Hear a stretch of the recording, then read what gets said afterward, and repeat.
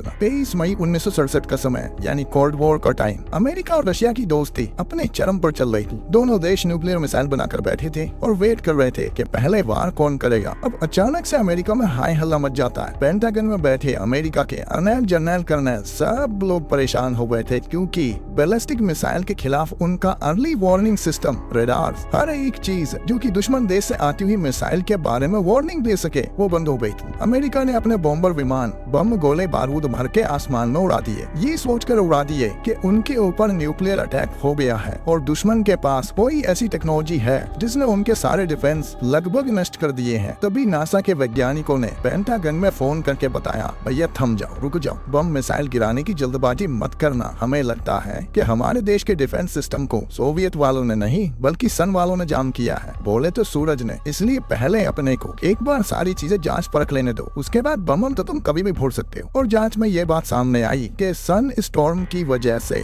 सिर्फ अमेरिका ही नहीं बल्कि दुनिया के सारे देश जो कि बैलिस्टिक मिसाइल के खिलाफ अर्ली वार्निंग सिस्टम बनाकर बैठे थे, यही सेम परेशानी फेस कर रहे थे। यानी कि सबके तामझाम का हो चुका था काम तमाम। लेकिन सवाल आता है, आखिर ये सब हुआ क्यों और हुआ कैसे? तो भैया इसके पीछे का कारण था सूरज की सतह पर उठने वाला सौर तूफान। और यही है इस वीडियो का मेन टॉपिक। सौर तूफान कैसे उठते हैं, हमारी धरती पर उसका क्या प्रभाव पड़ेगा और प्रभाव पड़ ही क्यों रहा है, इतिहास में अब तक का सबसे बड़ा सौर तूफान कब आया, उसने क्या किया, और अगर आज के समय में ऐसा सौर तूफान आ जाए तो क्या होगा। क्यों ऐसा कहा जाता है कि सौर तूफान हमारे सैटेलाइट से लेके धरती पर मौजूद हर एक इलेक्ट्रिकल या इलेक्ट्रॉनिक इक्विपमेंट को खराब करने की ताकत रखता है। चलो पता करते हैं इन्हीं सभी सवालों के जवाब। तो अब आता है सबसे पहला सवाल, क्या है सोलर स्टॉर्म और कैसे पैदा होता है ये? तो इसको समझने के लिए सबसे पहले हमें जानना पड़ेगा कि आखिर सूरज की सतह पर हो क्या रहा है और क्यों हो रहा है। तो भैया अपना सूरज बना है 92.1% हाइड्रोजन और 7.9% हीलियम। हालांकि सूरज के अंदर और भी बहुत सारे प्लेयर हैं, लेकिन मेन खिलाड़ी यही दो ही है, तो इन्हीं के बारे में बात करते हैं। अब देखो, पूरी दुनिया कहती है कि सूरज आग का गोला है, लेकिन ये आग बिना ऑक्सीजन के कैसे भड़की हुई है? इस सवाल का जवाब मिल जाएगा। देखो, सूरज के अंदर हो रहा है न्यूक्लियर फ्यूजन, और ये जो न्यूक्लियर फ्यूजन है, इसे होने के लिए ऑक्सीजन की जरूरत नहीं पड़ती। तो फिर किस चीज की जरूरत पड़ती है? एक ऐसी फोर्स की जो हाइड्रोजन का टैटुआ पकड़कर एक दूसरे में देकर मार दे और अलग ना होने दे। अब इसका क्या मतलब हुआ? देखो, 5वीं जेडी क्लास में ये सिखा दिया जाता है कि बिना रिएक्शन के ऊर्जा नहीं मिलती, और ये बात 16 आने सही है। लेकिन सवाल आता है ये कि वो कौन सी रिएक्शन है जो दुनिया में सबसे ज्यादा ऊर्जा उत्पन्न करती है? तो वो है न्यूक्लियर फ्यूजन। अब जैसा कि इसके नाम से ही पता लगता है, फ्यूजन यानी कि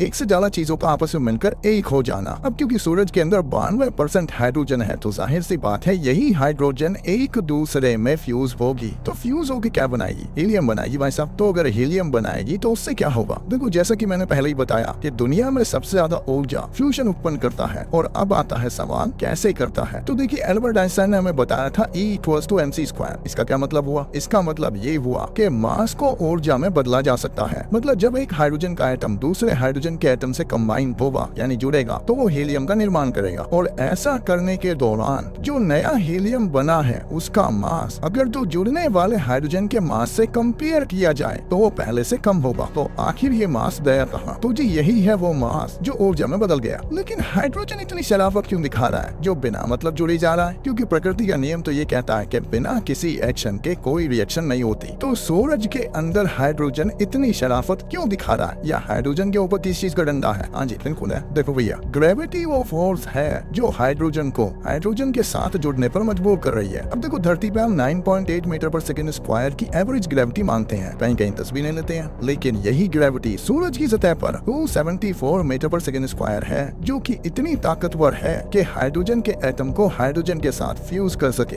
इस ग्रेविटी से पैदा होने वाला प्रेशर धरती के एटमॉस्फेरिक प्रेशर से 200 अरब गुना ज्यादा ताकतवर है और न्यूक्लियर फ्यूजन का कारण है, जो कि न्यूक्लियर फिशन से 4 गुना ज्यादा ऊर्जा उत्पन्न करता है। अब देखो, ये है कारण सूरज के अंदर चलने वाली भट्टी का। भैया क्योंकि इस रिएक्शन की वजह से दबादब ऊर्जा पैदा हो रही है, तो इस ऊर्जा के कुछ साइड इफेक्ट भी हैं। मतलब ज्यादातर तो अच्छे इफेक्ट हैं, पर कुछ खराब भी हैं। यानी क्या, बहुत सारे चार्ज पार्टिकल निकलेंगे इससे। कौन कौन से निकलेंगे, क्यों निकलेंगे, कब निकलेंगे, आइए जानते हैं। अब देखो, कहानी में एंट्री होती है प्लाज्मा की। अब ये प्लाज्मा क्या है? तो यही तो है चार्ज पार्टिकल। हाँ जी, एक मिनट वेट, ये सूरज की सतह पर प्लाज्मा कर क्या रहा है? आया कहाँ से? देखो जी, जब आप सॉलिड को हीट करते हो तो वो लिक्विड में चेंज होता है, जब आप लिक्विड को हीट करते हो तो वो गैस में चेंज होता है, और जब आप गैस को हीट करते हो तो वो प्लाज्मा में चेंज होती है। अब सूरज बना है हाइड्रोजन से, हाइड्रोजन है गैस और न्यूक्लियर फ्यूजन की वजह से जबरदस्त हीट पैदा हो रही है। तो ये हीट सूरज के अंदर मौजूद हर एक चीज को गर्म करेगी। पहले तो गैस को गर्म करेगी और जब गैस गर्म होगी तो वो प्लाज्मा में बदल जाएगी। अब ये जो प्लाज्मा है ये पॉजिटिव चार्ज पार्टिकल भी हो सकते हैं, नेगेटिव चार्ज पार्टिकल्स भी हो सकते हैं, आयंस भी हो सकते हैं, ये सारे निकम्मे एक साथ भी हो सकते हैं। अब देखो चार्ज पार्टिकल का जुगाड़ हो गया है और चार्ज पार्टिकल का मतलब है इलेक्ट्रिक फील्ड। और अगर ये चार्ज पार्टिकल चलने लगे यानी कि हिलने डुलने लगे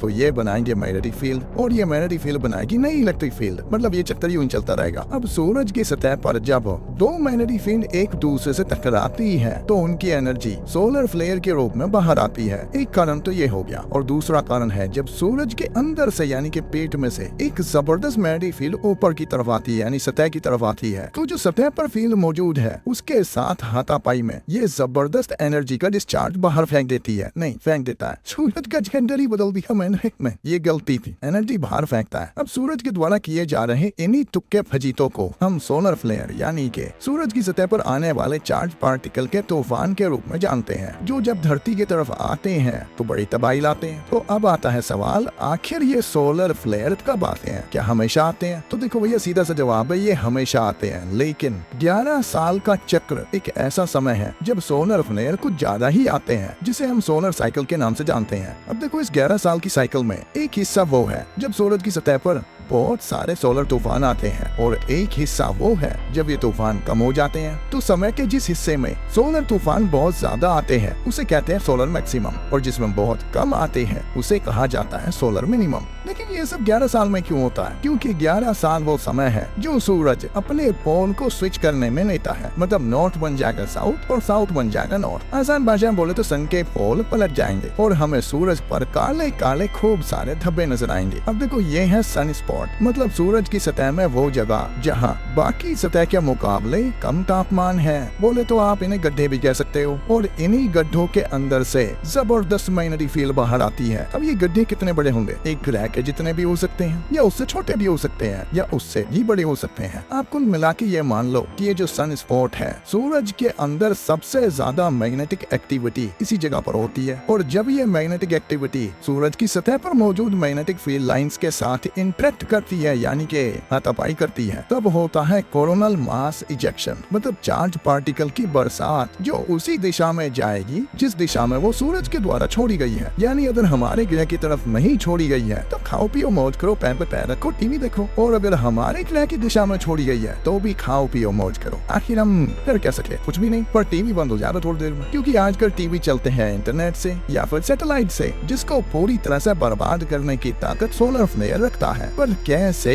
हाँ जी जरूर बताऊंगा, पर अभी थोड़ी सी जानकारी रह रही है सोलर फ्लेयर के बारे में तो उसे पूरा कर लेते हैं, उसके बाद ये भी बताऊंगा। अब ये जो मैंने बताया कि सन के पोल स्विच हो जाते हैं, 11 साल में स्विच हो जाते हैं, तो ये 11 साल में ही स्विच क्यों हो रहे हैं? तो भैया इसका कारण अपने को आज की तारीख तक नहीं पता, लेकिन वैज्ञानिकों ने कुछ थ्योरीज बनाई है, एक बता देता हूँ उनमें से। तो कुछ वैज्ञानिकों का ये मानना है कि धरती, जुपिटर, वीनस और सन ये चारों 11 साल के अंदर एक लाइन में आ जाते हैं और इन तीनों का कंबाइंड मैग्नेटिक फील्ड इफेक्ट सूरज के मैग्नेटिक पोल्स को स्विच कर देता है। लेकिन अपने दिमाग में आया डाउट, और डाउट था ये कि वीनस के पास तो मैग्नेटिक फील्ड है ही नहीं। अब क्योंकि वीनस के पास मैग्नेटिक फील्ड नहीं है तो ये थ्योरी मेरे हिसाब से तो गलत है। अब मैं ढूंढ रहा हूँ उस इंसान को जिसने ये थ्योरी दी, वैसे उसे भी पता होगा ये वीनस के पास मैग्नेटिक फील्ड नहीं है। फिर मैंने गुगली बाबा का दरवाजा खटखटाया और पूछा ये क्या चल रहा है, ऐसी जानकारी क्यों दे रही हो? तो बाबा ने बोला कि भैया वीनस के पास आज मैग्नेटिक फील्ड नहीं है, इसका मतलब ये नहीं है कि थी नहीं, और ऐसा है कि कुछ वैज्ञानिकों का ये भी मानना है कि वीनस के पास ग्लोबल मैग्नेटिक फील्ड है। तो ज्यादा ना उछलो, चुपचाप जितना बताया जाए उतने में सब्र करो। और ये भाषण सुनने के बाद मुझे लगा ठीक है भाई,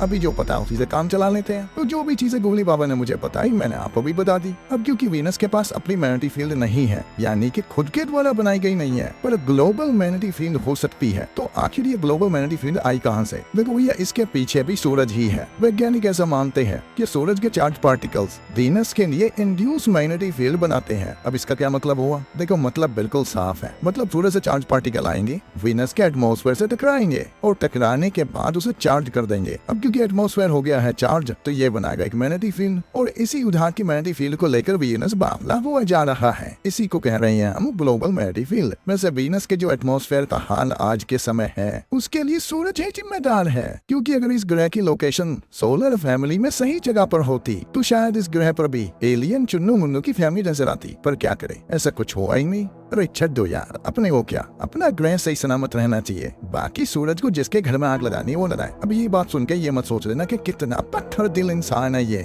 ना मैं पत्थर दिल नहीं हूँ, ये ह्यूमन नेचर है। कहावत नहीं सुनी, अपना काम बनता भाड़ में जाए जनता। मैं तो अपने बारे में बात कर ही नहीं रहा था, मैं तो आईना दिखा रहा हूँ। अब कोई माने ना माने, सच्चाई तो यही है। अब जरा उस वैज्ञानिक के बारे में बात कर लेते हैं जिसने ये सोलर साइकिल बताई थी। वैसे 1826 में जिस एस्ट्रोनॉमर ने सोलर साइकिल के बारे में बताया था उसका नाम था हेनरिच शुएब। लेकिन इन्हें ये पता कैसे चला कि सूरज के पोल स्विच हो गए हैं, यानी पलट गए हैं। तो भैया देखो, बात ऐसी है, ये टकटकी लगाए सूरज की तरफ बैठे थे, मतलब आंखों से नहीं देख रहे थे, मतलब देख तो आंखों से ही रहे थे। अरे ये क्या बोल रहा हूँ मैं, टेलीस्कोप नाम का जुगाड़ होता है ना वो, जो सीधा किसी के घर में ताक झांक करने के लिए इस्तेमाल किया जाता है दूसरे ग्रहों पर। हाँ, तो उसी का इस्तेमाल कर रहे थे। अब इन्होंने ये पाया कि जिस चीज के पीछे इन्होंने अपने जीवन के 11 साल ठूंस दिए हैं उसका नतीजा ये है कि सूरज पे मौजूद जो काले काले धब्बे हैं वो कभी तो नीचे थे, अब ऊपर है। तो ये ऊपर गए कैसे? अब या तो टहल टूल के ये ऊपर पहुंच गए, या फिर ये भी हो सकता है कि सूरज के पोल ही पलट गए हों। तो बस इसी को आधार मानकर ये थ्योरी दे दी गई कि सूरज के पोल 11 साल में पलट जाते हैं, और जब ये घटना घटती है उस समय पर सूरज के ऊपर जबरदस्त कोरोना डिस्चार्ज होता है। हाँ जी, कोरोना, ये नाम तो सुना ही होगा आपने, जरूर सुना होगा। 2020 से तो चल रहा है मार्केट में, बाकी चीजें आई और गई, ये बरकरार है, जाने का नाम ही नहीं ले रहा, बार बार आ रहा है। अगर आप ये सोच रहे हैं तो बिल्कुल गलत सोच रहे हैं। मैं इस वाले कोरोना की बात नहीं कर रहा हूँ। दरअसल सूरज के एटमॉस्फेयर की बाहरी परत को भी कोरोना कहा जाता है, और जब ये बाहरी परत सौर तूफान बाहर की तरफ फेंकती है इसे कोरोना डिस्चार्ज कहते हैं। यही तो होते हैं चार्ज पार्टिकल, मतलब कोरोना सूरज से आए या धरती पर बन जाए, दोनों सूरतों में हमारा सत्यानाश तय है। अब देखो, सूरज का महिमा मंडन यहाँ पर समाप्त होता है और अब शुरू होता है कहानी का दूसरा पार्ट, यानी कि सूरज ने जो तुक्के फजीते हवा में फेंके हैं, नहीं हवा में, स्पेस में, ये जब धरती की तरफ आते हैं तो ये तबाही क्यों लाते हैं, कैसे लाते हैं, अब ये जानेंगे। अब उदाहरण के लिए मान लो कि सूरज की सतह से 2 चार्ज पार्टिकल की पार्टी धरती की तरफ आ रही है। एक है सीकड़ी पहलवान और दूसरा है गामा पहलवान। अब इस बात का मतलब ये निकला कि ये मान लेते हैं कि जब कमजोर चार्ज पार्टिकल यानी कम संख्या में धरती के एटमॉस्फेयर से टकराते हैं तो क्या होता है, और जब इनकी संख्या बहुत ज्यादा बढ़ जाए, मतलब ताकतवर सोलर फ्लेयर टकराए, तब क्या होगा। अब देखो, यहाँ पर यह बताना भी जरूरी है कि सूरज की सतह से निकलने वाली 2 पार्टी, आखिर इनके बीच में अंतर क्या है। तो देखो, एक तो है सोलर फ्लेयर जिसको धरती की सतह तक आने में सिर्फ 8 मिनट का समय लगता है, या 8.5 मान लो, अरे मतलब बीच का एवरेज ले लो। और जो दूसरी है यानी कोरोनल मास इजेक्शन, जो कि भारी भरकम पार्टी है, ये 1 से 5 दिन के बीच का समय लेती है। अब ये जो सोलर फ्लेयर है इसमें ज्यादातर एनर्जी या एक्सरे या अलग अलग फ्रीक्वेंसी रेडियो वेव्स होती है, जो टेंशन की बात तो है, लेकिन इतनी नहीं जिसकी चिंता में हम सूख के आदि हो जाए। अभी जो दूसरा वाला है यानी कि कोरोनल मास इजेक्शन, भैया ये तो है चार्ज पार्टिकल का एक बहुत बड़ा गुब्बारा, बादल कह सकते हो, जो धरती की तरफ अगर बढ़ेगा तो हमारे जियोमैग्नेटिक एटमॉस्फेयर के साथ हैंकी पैंकी हरकतें करेगा, और इसकी ये नोटी हरकतें धरती पर चलने वाले हर इलेक्ट्रॉनिक आइटम को फ्राई कर सकती है। इतना ताकतवर हो सकता है ये। अब एक उदाहरण के लिए मान लो कि सूरज की सतह से एक ठीक ठाक सा सोलर फ्लेयर धरती की तरफ चार्ज पार्टिकल फेंक देता है। अब क्योंकि ये चार्ज पार्टिकल हैं तो इनके पास इलेक्ट्रिक फील्ड होगी, और क्योंकि ये चल रहे हैं तो मैग्नेटिक फील्ड भी होगी। अब भैया देखो, बात ऐसी है कि जैसे ये मैग्नेटिक फील्ड धरती की मैग्नेटिक शील्ड से टकराती है, यानी अपना जो डिफेंस मैकेनिज्म है जियो मैग्नेटिक शील्ड, वो जब इन चार्ज पार्टिकल से टकराती है तो इन चार्ज पार्टिकल को नॉर्थ और साउथ पोल पर खींच लेती है। क्योंकि आपको ये पता होगा कि किसी चीज की मैग्नेटिक फील्ड उसके पोल पर सबसे ज्यादा स्ट्रॉन्ग होती है। अब क्योंकि ये चार्ज पार्टिकल धरती के नॉर्थ और साउथ पोल की तरफ खिंच जाते हैं, तो इस वजह से नॉर्थ और साउथ पोल के आसमान में यानी आकाश में ये हरे रंग की लाइट बनाते हैं, जिसे हम अरोरा कहते हैं। तो ये तो हो गया एंजॉयबल मोमेंट। अब बात कर लेते हैं दूसरी स्थिति की। मान लेते हैं सूरज की सतह पर भयंकर सोलर फ्लेयर आया जिसने जबरदस्त कोरोनल मास इजेक्शन धरती की तरफ भेज दिया। तो देखो, इनमें से जितने चार्ज पार्टिकल को धरती की मैग्नेटिक शील्ड संभाल पाएगी संभाल लेगी, लेकिन सबको नहीं रोक पाएगी। अब क्योंकि ये चार्ज पार्टिकल EMP की तरह काम करेंगे। EMP का मतलब है इलेक्ट्रोमैग्नेटिक पल्स। तो अब ये हर उस चीज को जो कि बिजली से चलती है, चाहे वो सेल से चल रही हो, बैटरी से चल रही हो या डायरेक्ट पावर लाइन से चल रही हो, हर एक चीज को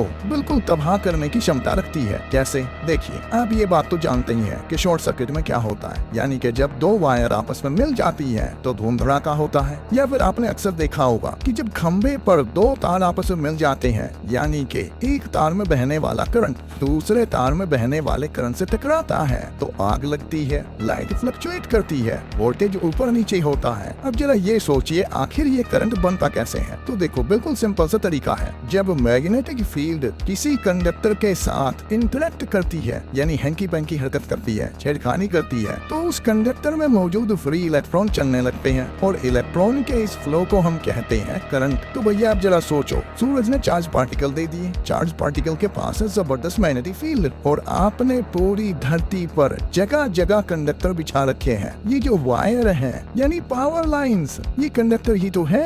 अब इस कंडक्टर के अंदर पहले से ही करंट जो है रो कर रहा है। अब देखो, अगर चार्ज पार्टिकल चलेंगे तो वो बनाएंगे मैग्नेटिक फील्ड और एक मैग्नेटिक फील्ड सूरज की तरफ से आ रही है, तो ये नई वाली मैग्नेटिक फील्ड इन तारों में एक करंट पैदा कर देगी, एक्स्ट्रा करंट, ओवर करंट। और मैंने आपको बता दिया है कि जब करंट करंट से टकराएगा तो बड़ा मजा आएगा। अरे मजा नहीं आएगा, मतलब सत्यानाश हो जाएगा। अब आप ये सोच रहे होंगे इसमें कौन सी टेंशन है, जो चीजें बैटरी से चल रही है उस पर क्या फर्क पड़ेगा? तो महाराज जरा मुझे ये बताओ, इस मैग्नेटिक फील्ड को क्या सूरज तार की मदद से भेज रहा है? नहीं, ये तो बिना किसी मीडियम के आ रही है। तो अब आपका सामान चाहे सेल पर चले, बैटरी पर चले या डायरेक्ट बिजली से चले, हर एक इलेक्ट्रॉनिक आइटम के अंदर अपने आप करंट पैदा हो जाएगा और अगर इसकी वैल्यू ज्यादा हो गई तो ये पूरे सर्किट को फ्राई कर देगा। तो अब आप समझ गए होंगे कि ऐसा क्यों कहा जाता है कि अगर सूरज की सतह से भयंकर सौर तूफान उठे तो धरती पर सारे इलेक्ट्रिकल और इलेक्ट्रॉनिक डिवाइस खतरे में आ जाएंगे। अब भैया अपने फोन हो जाएंगे बंद, यानी खराब, टीवी खराब, फ्रिज खराब, हॉस्पिटल में ऑपरेशन थिएटर पर जो लाइफ सपोर्ट सिस्टम है वो भी खराब, बिजली पर चलने वाली ट्रेन रुक जाएंगी, उड़ते हुए हवाई जहाज के अंदर सारे इलेक्ट्रॉनिक आइटम खराब हो जाएंगे, सैटेलाइट खराब हो जाएंगी। मतलब दुनिया में अगर कोई भी ऐसी चीज है जो कि बिजली से चल रही है वो खराब हो सकती है। कोल्ड स्टोरेज के अंदर रखा हुआ खाना वो ठंडा नहीं हो पाएगा, खराब हो जाएगा, चारों तरफ हाई हल्ला मच जाएगा। और अगर ये इलेक्ट्रिकल ग्रिड को ले बैठा तो हो सकता है कि बिजली की सप्लाई कुछ दिन से लेकर 1-1.5 साल तक पूरी तरह से बंद हो जाए। और मैं आपको डरा नहीं रहा हूँ, ये वो चीज है जो कभी भी घट सकती है। अब बात कर लेते हैं उस घटना की जो अगर हमारे इतिहास में दोबारा घट गई तो जितनी भी चीजें मैंने बताई है ये सारी हो जाएंगी, इकट्ठी हो जाएंगी। तो कौन सी है वो घटना? तो भैया इस घटना को दुनिया जानती है 1859 में घटे कैरिंगटन इवेंट के नाम से। अब ये जो घटना है इसमें ऐसा जियो मैग्नेटिक स्टॉर्म आया था जिसने उस समय पर बिना बिजली के, हाँ जी ध्यान से सुनिएगा, बिना बिजली के टेलीग्राफ सिस्टम को बिल्कुल बर्बाद कर दिया था। अब इस बात का क्या मतलब है? देखिए, आजकल टेलीग्राफ तो ज्यादा इस्तेमाल होते ही नहीं है, मतलब शायद होते ही नहीं है, लेकिन एक जमाने में कम्युनिकेशन का यही एकमात्र साधन थे। मतलब चिट्ठी पत्र के अलावा फटाफट कम्युनिकेशन इसी से होता था। अब इसके कम्युनिकेशन के लिए इलेक्ट्रिकल सिग्नल भेजे जाते थे, लेकिन जब ये घटना घटी तो टेलीग्राम की मशीन में स्पार्किंग होने लगी। तो जिस बैटरी की मदद से टेलीग्राम चल रहा था, ऑपरेटर ने वो बैटरी निकाल कर अलग रख दी और पहली बार दुनिया में बिना बिजली के टेलीग्राम काम कर रहा था। ये सच्ची घटना है। यानी जो सोलर स्टॉर्म आया था वो इतना जबरदस्त था जिसने नॉर्थ और साउथ पोल पर ऐसा अरोरा पैदा किया कि लोग रात में अरोरा की रोशनी में न्यूज़पेपर पढ़ पा रहे थे। अब वो एक जमाना था जब बिजली कहीं कहीं पर अवेलेबल थी, इलेक्ट्रॉनिक आइटम थे ही नहीं इतने, मतलब बिल्कुल भी नहीं थे, बिजली के तार नहीं बिछे हुए थे, लोग लालटेन की रोशनी में रहते थे। तब ये इतनी तबाही मचाकर चला गया। अब अगर ये आज के जमाने में आ जाए जहाँ हमारे दिल के अंदर भी, मतलब दिल के अंदर या दिल के ऊपर, मुझे आइडिया नहीं है, मैं पेस मेकर की बात कर रहा हूँ। बायो वाले इस चीज को बहुत अच्छे से जानते होंगे। किसी इंसान का दिल सही तरीके से फड़फड़ाता नहीं है तो उसके फड़फड़ाने की जो टाइमिंग है उसको सही करने के लिए पेस मेकर लगाया जाता है। भैया चलता तो ये भी बिजली से है। तो अगर उस तरीके का जियो मैग्नेटिक स्टॉर्म आ गया तो ये पेस मेकर को भी ले बैठेगा। तो अब जरा बात कर लेते हैं कि सोलर स्टॉर्म कब आ सकता है। तो भैया इसकी पूरी संभावना है कि 2025 में ये घटना हो सकती है, क्योंकि जैसा मैंने पहले ही बताया कि सोलर साइकिल 11 साल की है। तो अब जो सोलर सोलर साइकिल चल रही है, इसका जो पीक आएगा वो 2025 में आएगा, यानी सोलर एक्टिविटी बढ़ने वाली है। तो मेरी जितनी भी वीडियो देखनी है ना, इसी साल में निपटा लेना। अगले साल में कोई इलेक्ट्रॉनिक आइटम रहे ना रहे, क्या पता। इतनी मतलबी दुनिया है, अपना अपना फायदा सोचती है बस। मजाक कर रहा हूँ यार, समझा करो, हर चीज को सीरियस मत लिया करो। अब भैया जैसे सोसाइटी में lower class, lower middle class और अपर क्लास, इस तरह से समाज को बांटा हुआ है, ठीक इसी तरह से सोलर स्टॉर्म को भी बांटा हुआ है। अब इनको हमने बांटा है A, B, C, M और X क्लास में, और ये लोगरिथमिक है। इसका मतलब ये हुआ कि अगर मैं A को B क्लास से कंपेयर करूं तो B क्लास के सोलर स्टॉर्म की पावर A क्लास से लगभग 10 गुना ज्यादा होगी। अब जरा बात कर लेते हैं, क्या इनसे बचने का कोई तरीका है? तो अगर सीधे शब्दों में कहूँ तो ना, लेकिन कुछ सावधानियां बरत सकते हैं जिससे नुकसान को कम किया जा सकता है। जैसे कि अब सैटेलाइट तो क्योंकि भारी भरकम सौदा है, मेरा मतलब कीमत से है, तो सैटेलाइट को हम इस तरीके से कवर कर सकते हैं, ऐसे मटेरियल से कवर कर सकते हैं, शील्ड कर सकते हैं, जो सोलर स्टॉर्म के प्रभाव को, सैटेलाइट पर होने वाले प्रभाव को काफी हद तक घटा देगा। दूसरा, जो एयरप्लेन उड़ते हैं उनको अगर हम लो लेवल पर फ्लाई करें तो भी कुछ हद तक सोलर स्टॉर्म से होने वाली गड़बड़ी को संभाला जा सकता है। तीसरी चीज, ग्रिड को पूरी तरह से शट डाउन कर दो। घर में जितने भी बिजली के सामान सॉकेट से कनेक्टेड है, सबको बाहर निकाल लो। सारे इलेक्ट्रॉनिक आइटम की बैटरी निकाल कर अलग कर दो, अगर ऐसा करना संभव हो तो। और अगर शॉर्ट में कहूँ तो आप कुछ भी कर लो। अगर कैरिंगटन इवेंट जैसा सोलर स्टॉर्म आज के समय आया तो ये सारी तैयारी बेकार है। कुल मिला के मैं ये कह सकता हूँ कि जितना जल्दी हमें ये पता लग जाए कि सोलर स्टॉर्म आने वाला है, तगड़ा वाला, उतनी ही बेहतर तैयारी हम कर पाएंगे। पर क्या ये तैयारी काफी होगी, इसकी गारंटी नहीं है। अब जरा बात कर लेते हैं नासा वालों ने क्या किया है सोलर स्टॉर्म से हमें बचाने के लिए। तो देखो भैया, नासा है अमेरिका की एजेंसी, तो पहले अपने बारे में सोचेंगे तो उन्होंने नॉर्थ अमेरिका के ऊपर जो पावर लाइंस है इनको बचाने के लिए जुगाड़ बनाया है। क्या जुगाड़ बनाया है ये उन्हें नहीं बताया, बस ये बताया कि हाँ कुछ कर रहे हैं। अब नासा ने सोलर मॉनिटरिंग डिवाइस भी लगा रखे हैं जो सूरज पर हो रही हरकतों को मॉनिटर करते हैं। नासा ने अमेरिका की सैटेलाइट को बचाने के लिए सैटेलाइट के इलेक्ट्रॉनिक जो आइटम है उनको प्रोटेक्ट करने का जुगाड़ भी बनाया है। क्या ये प्रोटेक्ट कर पाएगा? वेल, अगर तगड़ा स्टॉर्म आया तो नहीं। ये अपने इंडिया वाले क्या कर रहे हैं? हमारे वाले ऐसे ही बैठे हैं क्या? नहीं महाराज, आदित्य एल1 का नाम तो सुना ही होगा, वो क्या कर रहा है वहाँ? आपको क्या लगता है क्या कर रहा है? सरकार हमें सारी चीजें सही नहीं बताती है। मुझे लगता है अब आप समझ गए होंगे कि वो वहाँ क्या कर रहा है। सारी चीजें खुल के मैं नहीं कह सकता। उम्मीद करता हूँ आपने इस वीडियो से कुछ नया सीखा होगा। तो मिलते हैं नेक्स्ट वीडियो में। जय हिंद, जय भारत।